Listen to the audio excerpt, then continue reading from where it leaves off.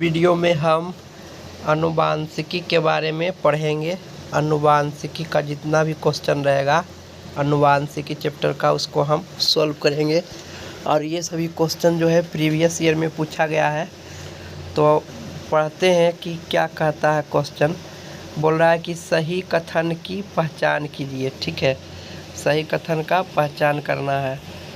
यहाँ पर दिया हुआ है X गुणसूत्र वाले शुक्राणुओं में 23 गुणसूत्र होते हैं, जबकि Y गुणसूत्र वाले शुक्राणुओं में 22 गुणसूत्र होते हैं।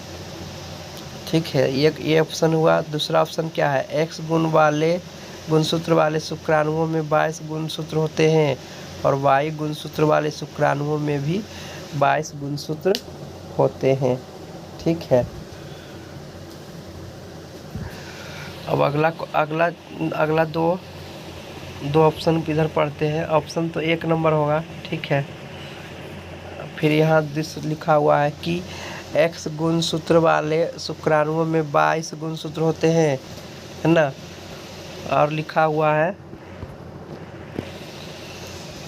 कि जबकि Y गुणसूत्र वाले शुक्राणुओं में 23 गुणसूत्र होते हैं। ठीक है, तो यहाँ पर ऑप्शन हो जाएगा डी नंबर, है ना। यहाँ डी नंबर आंसर दिया गया है ना। सारा क्वेश्चन बना हुआ है, हम सिर्फ इसको पढ़ रहे हैं कि आंसर क्या दिया हुआ। सारा क्वेश्चन प्रीवियस ईयर का PDF है, इसी को हम डिस्कस कर रहे हैं। तो यहाँ पर क्या होगा कि X गुणसूत्र वाले शुक्राणुओं में 23 गुणसूत्र होते हैं और Y गुणसूत्र वाले शुक्राणुओं में भी 23 गुणसूत्र होते हैं। ऑप्शन डी नंबर हो जाएगा। ठीक है, क्वेश्चन नंबर हम 94 देखते हैं। 94 नंबर क्वेश्चन क्या कह रहा है कि 94 नंबर क्वेश्चन कर रहा है 94 नंबर क्वेश्चन कर रहा है कि जीन जो है किसकी गतिविधि के माध्यम से लक्षणों को नियंत्रित किया जाता है। जीन जो है किसकी गतिविधि के माध्यम से लक्षणों को नियंत्रित किया जाता है। ऑप्शन है 1 में गुणसूत्र द्वारा, युग्मक द्वारा, एंजाइम द्वारा, हार्मोन द्वारा। तो यहाँ पर जीन जो है वो हार्मोन के द्वारा उसके गतिविधि के माध्यम से, हार्मोन की गतिविधि के माध्यम से उसके लक्षण को नियंत्रित करते हैं, है ना। जीन के लक्षण को नियंत्रित करते हैं हार्मोन के माध्यम से। ठीक है, क्वेश्चन नंबर अब हम 295 नंबर देखते हैं। यहाँ पर क्या कह रहा है कि जब मेंडल ने मटर के पौधे में 2 लक्षण की वंशागति का अध्ययन किया था, तो F1 F2 पीढ़ी में पौधों के लिए फेनोटाइप का अनुपात क्या मिला था। तो फेनोटाइप का अनुपात होगा 9:3:1। 9:3:1 यही इसको मिला था कि इसको F2 पीढ़ी में पौधों के लिए फेनोटाइप अनुपात। ठीक है, फेनोटाइप अनुपात कितना मिला था, तो 9:3:3:1। ये ए नंबर आंसर हो जाएगा। अब हम क्वेश्चन नंबर 96 देखते हैं। क्वेश्चन नंबर 96 क्या कह रहा है, एक पीढ़ी से दूसरी पीढ़ी में वंशानुगत होने वाला आनुवांशिक पदार्थ कौन सा है।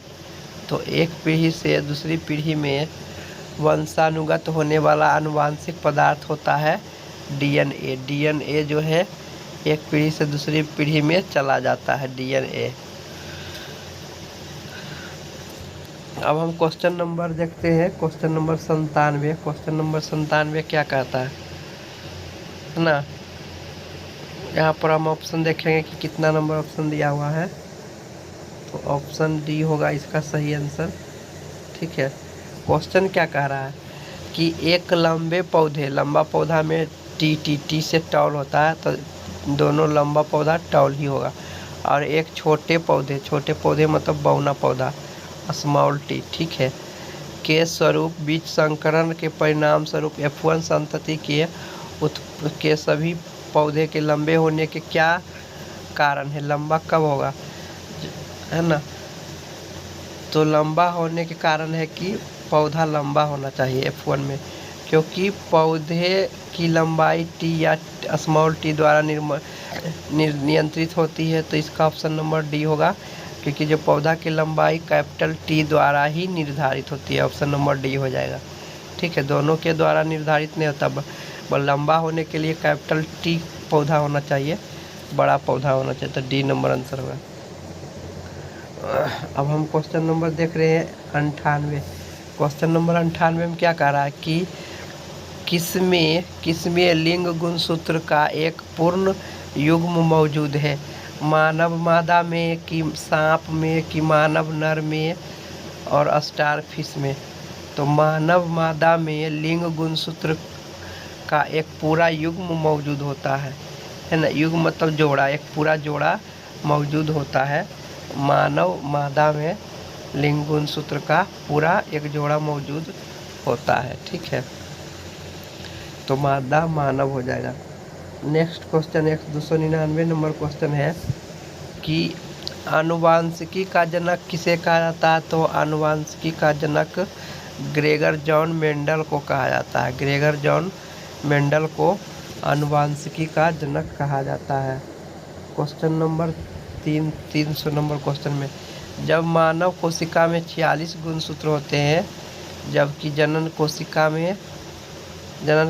में कितना होता है? तो 23 गुणसूत्र होता है। मानव के सामान्य कोशिका में 46 गुणसूत्र होते हैं, है ना, लेकिन जनन कोशिका में 23 ही गुणसूत्र होते हैं। जनन कोशिका में 23 ही गुणसूत्र होते हैं। ठीक है,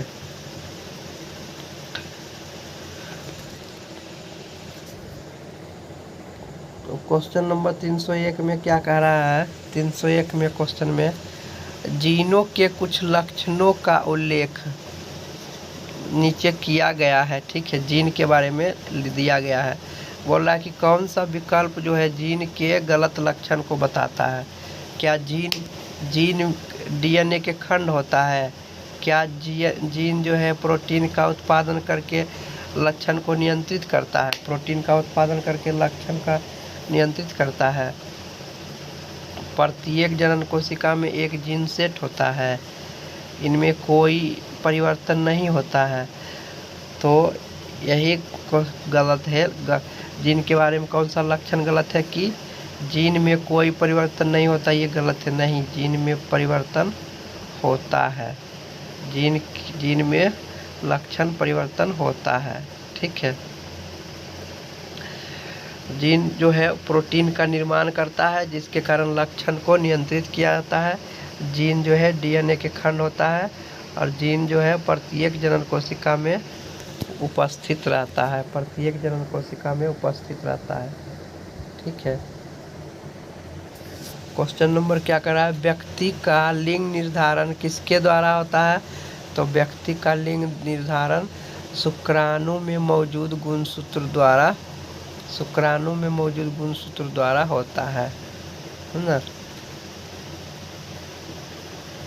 जो शुक्राणु से जो डिंब वाहिनी में जाएगा, है ना, उसके द्वारा निर्धारित होता है व्यक्ति का लिंग निर्धारण। ठीक है, तो इसका आंसर क्या होगा? शुक्राणु और डिंब दोनों में मौजूद गुणसूत्रों और माता पिता की आहार संबंधी आदत, ये भी नहीं होगा, है ना। तो इसका आंसर होगा शुक्राणु एक्स वाई रहेगा तभी निर्धारित होगा, है ना। तो इसका ऑप्शन नंबर ए हो जाएगा। 302 के यहाँ पर आंसर बी दे रहा है। ठीक है, बी नंबर आंसर हो जाएगा। क्या कह रहा है बी नंबर में? यहाँ पर कह रहा है बी नंबर में कि व्यक्ति के लिंग का निर्धारण शुक्राणु में मौजूद गुणसूत्र द्वारा होता है ना। मैंने बोला था कि व्यक्ति का जो लिंग निर्धारण किसके द्वारा होता है? तो शुक्राणु में मौजूद गुणसूत्र द्वारा होता है। शुक्राणु में मौजूद गुणसूत्र द्वारा होगा। बी नंबर ही ऑप्शन होगा। मानव लिंग निर्धारण के लिए, है ना, एक्स वाई गुणसूत्र का अनुसरण करता है। पुरुषों में एक्स वाई गुणसूत्र होता है, महिलाओं में एक्स एक्स गुणसूत्र होता है। तो शुक्राणु द्वारा ही निर्भर होगा, वही ऑप्शन होगा बी नंबर। अब यहाँ पर कह रहा है कि बताने के लिए कह रहा है कि यहाँ पर एकल जीव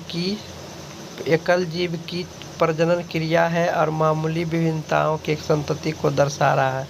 यहाँ पर एक से दो गो बना, फिर इस एक से दो गो बना, फिर इस दो से बन रहा। तो बताइए कि क्या गलती है, किसमें किसका अंतर हो सकता है, क्या गलती है। तो डीएनए का प्रतिरूपण में गलती हो सकता है, डीएनए का प्रतिरूपण में गलती हो सकता है, ए नंबर। ठीक है, इसीलिए ऐसा हो गया। यहाँ पर सब ब्लू कलर के दिख रहा है, ये हल्का सा दूसरा कलर का दिख रहा है। अब हम देख रहे हैं क्वेश्चन नंबर 304 नंबर क्वेश्चन में क्या कर रहा है, वंशागति के नियमों को प्राप्त करने में मेंडल की सफलता के पीछे मुख्य कारण क्या था।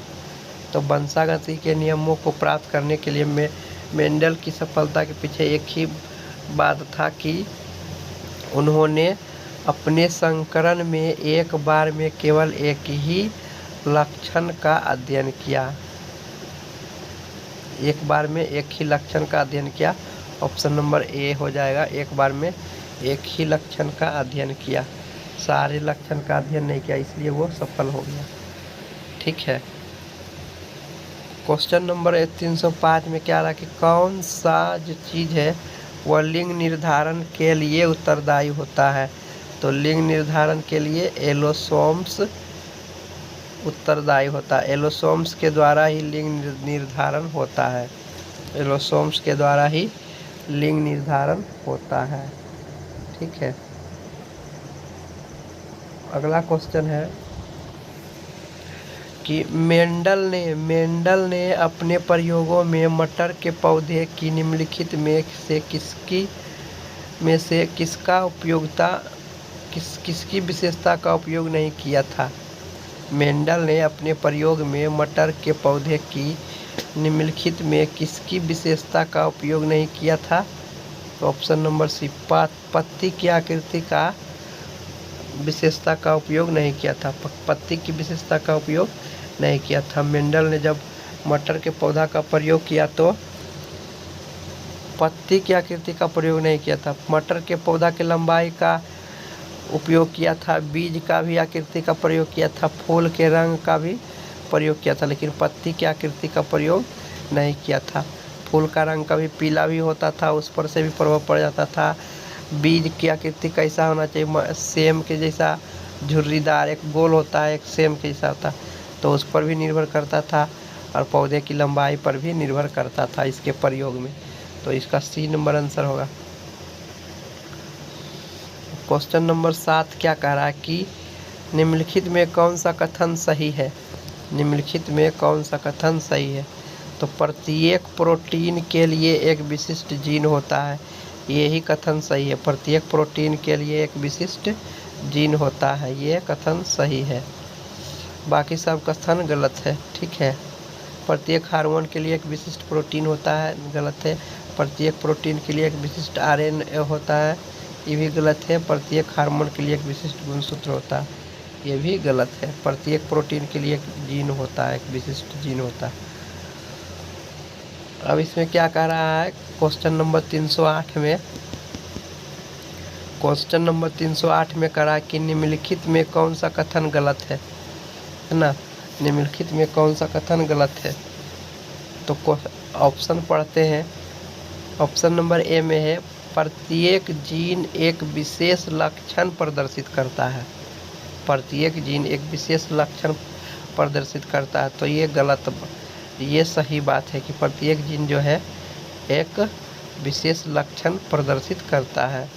दूसरा ऑप्शन है प्रत्येक जनन कोशिका जो है प्रत्येक युग्म से एक गुणसूत्र ग्रहण करेगा, जितना भी जनन कोशिका है, जन्म होने वाली कोशिका है, प्रत्येक जोड़ा से एक गुणसूत्र ही ग्रहण करेगा ना। एक जोड़ा में क्या होता है एक्स वाई, फिर दूसरा जोड़ा क्या होता है एक्स वाई, है ना, एक में एक्स एक्स होता है, एक में, इसमें से एक ही जोड़ा ग्रहण करेगा, है ना।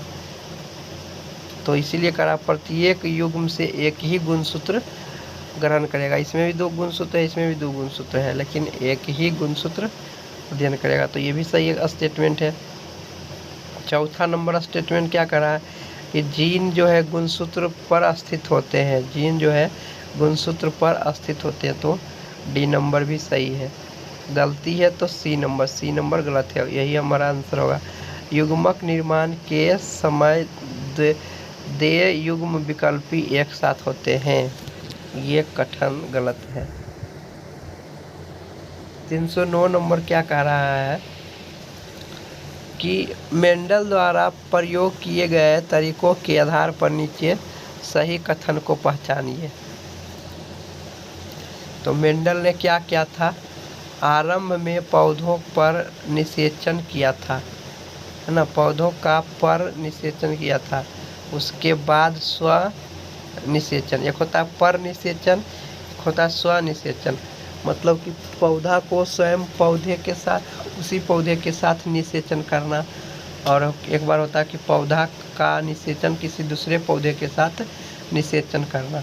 तो इन्होंने इस तरह के प्रयोग किया था, ऑप्शन नंबर ए होगा ना। दोनों तरह का प्रयोग किया था, केवल स्वशोषण, सिर्फ स्व निषेचन नहीं होगा, है ना, केवल स्व निषेचन और पर निषेचन, ये भी गलत है। पहले पर निषेचन किया था, उसके बाद स्व निषेचन किया था, और चौथा भी गलत है। तो ऑप्शन नंबर 1 होगा, पहले पर निषेचन किया था मेंडल ने, मतलब दूसरे पौधों के साथ। अब हम क्वेश्चन अगला पढ़ रहे हैं। अगला क्वेश्चन क्या कह रहा है, यहाँ पर देखते हैं कि प्रत्येक जनन कोशिका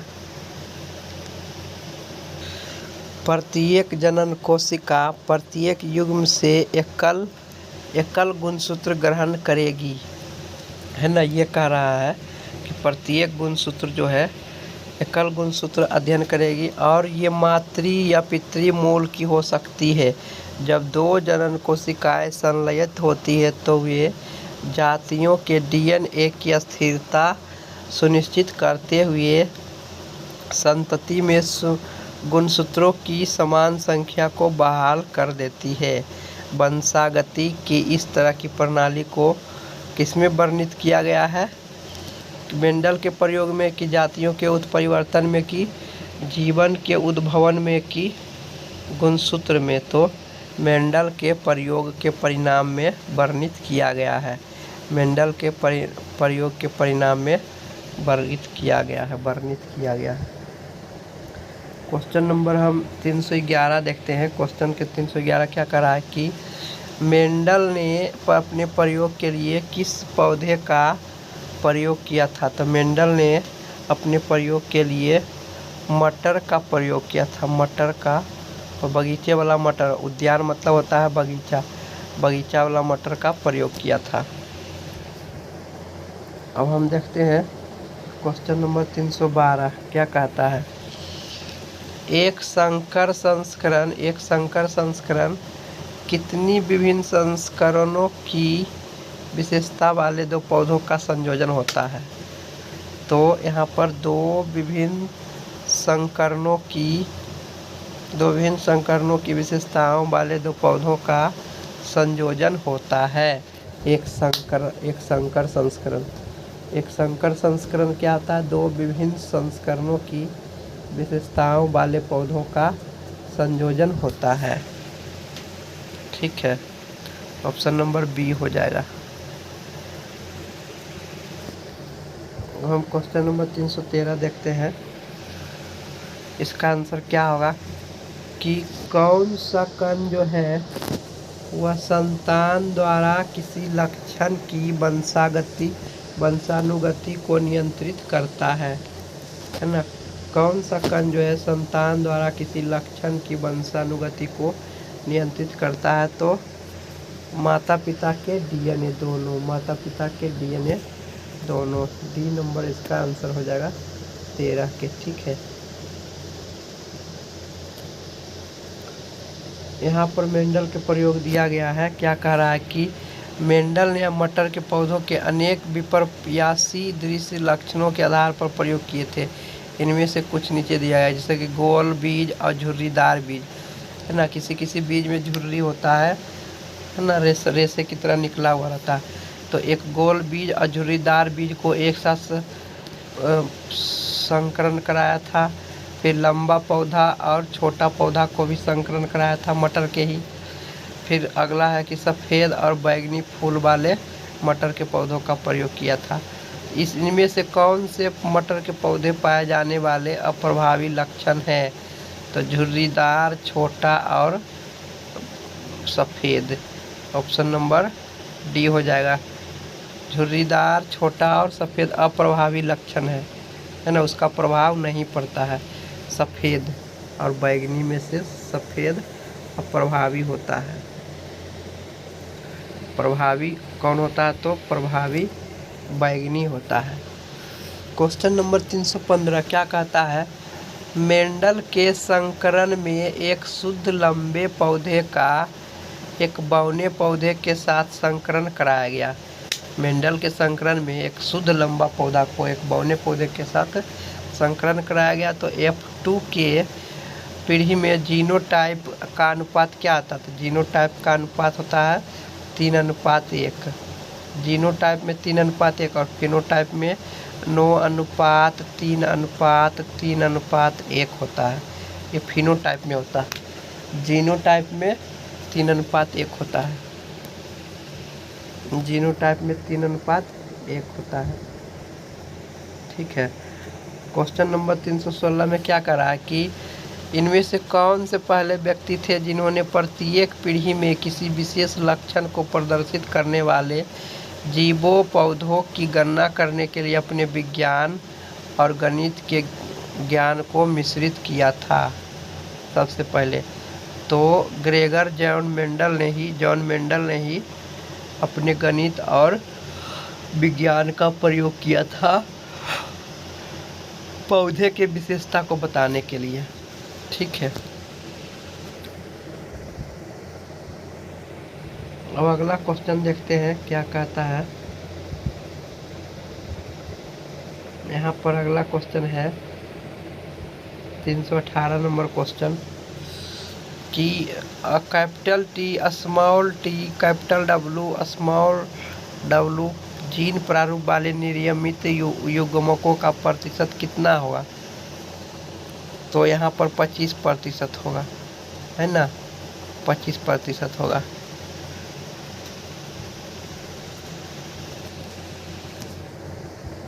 अगला क्वेश्चन है 319 नंबर क्वेश्चन कि मानव में लिंग गुणसूत्रों के कितने युग्म मौजूद होते हैं? लिंग गुणसूत्र का कितने युग्म मौजूद होते हैं? तो एक युग्म मतलब एक जोड़ा ही मौजूद होता है। ठीक है। 320 नंबर क्वेश्चन है कि प्रभावी लक्षण किसे कहा गया है?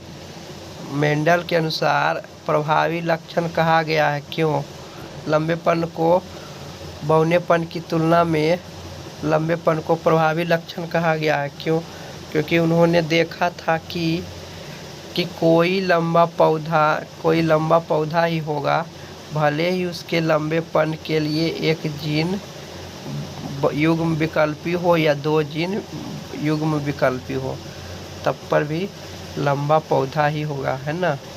ऑप्शन नंबर डी होगा, लंबा पौधा ही होगा। तो हम इस वीडियो को यहीं पर समाप्त करते हैं दोस्तों। अभी ढेर सारा इसमें PDF ही है, तो ढेर सारा क्वेश्चन है, तो हम इस वीडियो को यहीं पर समाप्त करते हैं। और इसमें क्वेश्चन जो है रिपीट हुआ है वो एक ही क्वेश्चन को, क्योंकि रेलवे का ज़्यादातर का क्वेश्चन है, रेलवे का ही PDF है, इसमें रिपीट किया हुआ। ठीक है। अगले वीडियो में अगला टॉपिक हम डिस्कस करेंगे। तो इस वीडियो को